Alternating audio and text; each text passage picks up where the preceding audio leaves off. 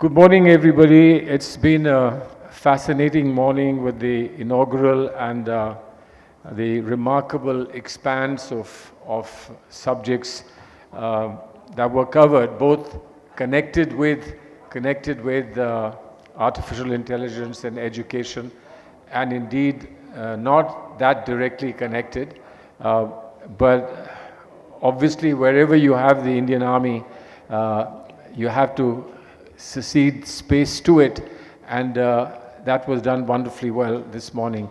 Now we are back to session one, which is the main substantive session after the inauguration, but we are obviously competing with cups of coffee, and I imagine the coffee is a stronger draw for a while, but then people will come back gradually. We don't want to lose time. We've already lost a lot of time, and I would request the organizers to just indicate that the coffee will be served at the round tables so that we can proceed with our first session, and that's shaping the world order through education.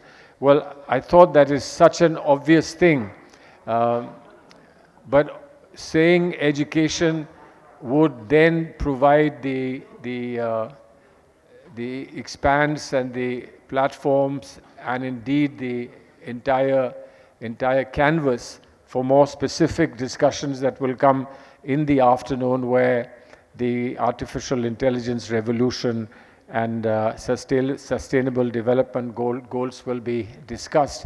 I think we may want to get more familiar with some of these new ideas which have been placed before us earlier in the day.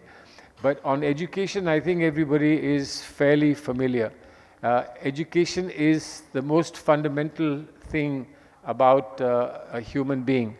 Our own self-esteem, our own idea of ourselves, our idea of the world around us, our communications, our relationships, our sensibilities, our character, our culture, our